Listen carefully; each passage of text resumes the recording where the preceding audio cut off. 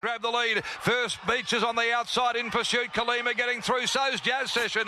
Smooth Chino the leader. 100 to go from Jazz Session. First Beach behind those, but Smooth Chino boots away from them. And it's a great return. Unbeaten Smooth Chino. Smooth Chino has won from Jazz Session. Kalima 6-inch heels behind them running on.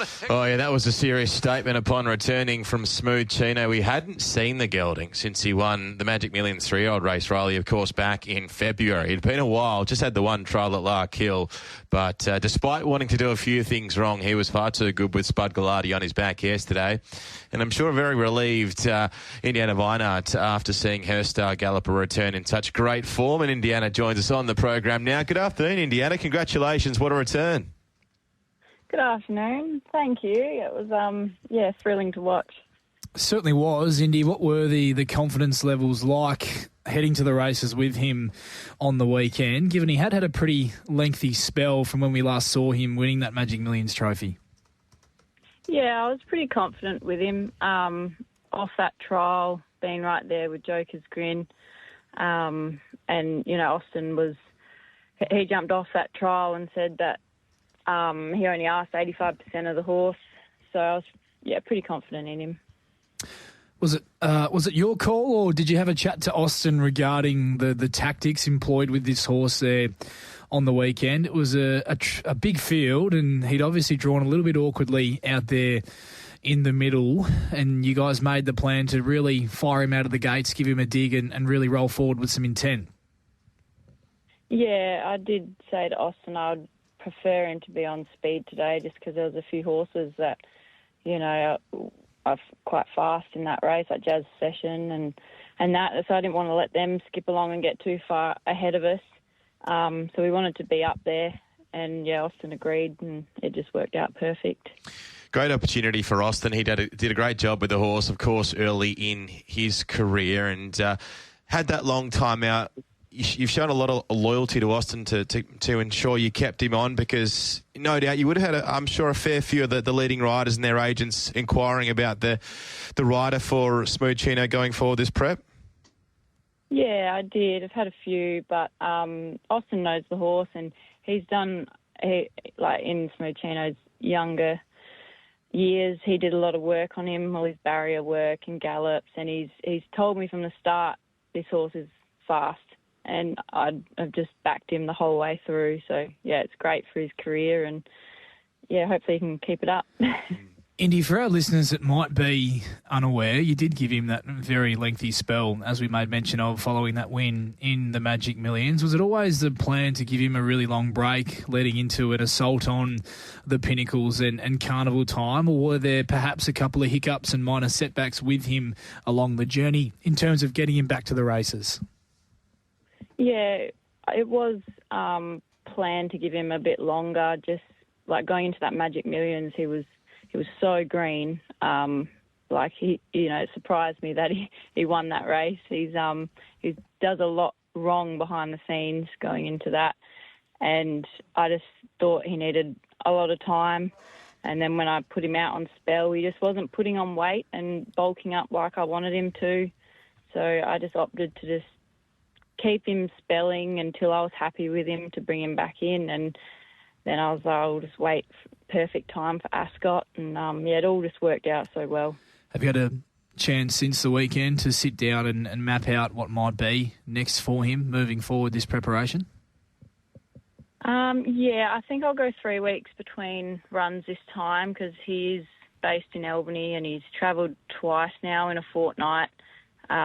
It can take it out of them, and he's pulled up pretty tired. He's having a bit of a sleep every day throughout the mornings. So I think I'll go the 22nd, the Carbine, or there's the 72 plus 14. I think I want to step him up to a 14 now. He hit the line very well, and I think that will be his ideal distance.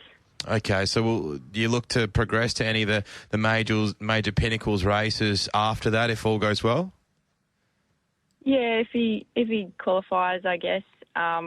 He is nominated for the Gold Rush and the Winterbottom, but I think we'll skip the Winterbottom. He probably won't get in there anyway. But it would be nice to get into the Gold Rush, and we'll just see. We'll just take it run by run. You speak about how much maturing and growing he's had to do in his off-season or during that break. He still did a lot wrong on the weekend, and Austin said as much when he came back in and did his post-race interview with Scott. Does he give you the impression he might be an even better horse in 12 months' time?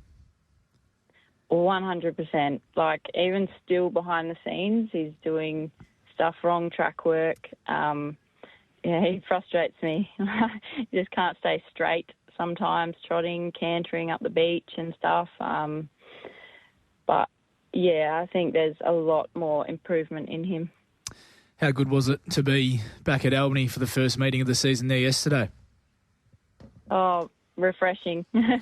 Like, just have to drive 10 minutes to the races instead of 4.5 hours. So, yeah, it was nice. Are you based down in Albany all year round now, Indy? Yeah, well, I moved down start of the year for the Albany season, and everything kicked off there and went really well. So I opted to stay for another season, and then we'll see where I'm at after this Albany season. How many horses have you got in work down there? And I guess what's your stable look like? Have you got a big staff as well? Yeah, I've got 23 in work. There's a lot in the pipeline coming through for Albany season. So that's, pretty exciting. Indy, it's a bit of a different operation you run to what we're traditionally used to here in the West. A lot of runners that we've seen from your team at the trials and at the races yesterday have been online sales, purchases, acquired horses, and a lot of them from eastern states, trainers and connections. When did you sort of gravitate towards that being, I guess, how you want your stable to run moving forward? Yeah, so I've got an owner, Rob. He owns, he's part owner in Late Arrival and Cavill Tycoon. He has an eye for a horse, and he does a lot of the searching for them over there. And I just, there's a group of us that will all just take a share in the horses that he purchases. I've purchased one myself recently. He's called Brave Apache. He trialled really well the other day. I'm very surprised he's still a maiden. So he's an exciting one for Albany too. But yeah, it's hats off to Rob. He can pick a horse from the east. Of your team that went around at Albany yesterday, Cavill Tycoon, as you mentioned there, was able to win first up over the 1,000 metres. Who are maybe the horses we should be following through the season? I thought the run at Cape Doctor in the last was really strong as well. Yeah, it was just a bit unlucky. He didn't get the run at the right time, and he didn't jump out the gates, which was not our plan at all. But yeah, he should be in the winner's circle soon.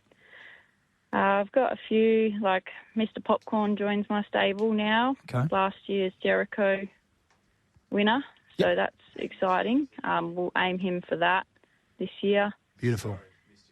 And yeah, I've got General Grant in my stable now. He's had 12 months off, and he's a sad day. Well, he was a sad day horse over the longer trips. So he's come back. I know he's an 8-year-old now, but he's still raring to run. So we'll probably aim him at the Jericho too. So yeah, there's a few in the pipeline that are a couple of 2-year-olds that I like as well. So they'll be trialling soon. They'll just trial down here and we'll see where they're at. Looks as though the team is coming together really nicely, Indy, at the early stages of the Albany season. Before we let you go, Late Arrival wasn't far away from a Saturday win last preparation. What did you make of his first up performance here on the weekend? Yeah, we chucked him in the deep end there. First up back on a Saturday. He went through his grades so well last prep, and getting second in his first Saturday outing last prep, we thought we'll just see where he's at. Looked like an ideal race. I think he just pulled up a bit needing it.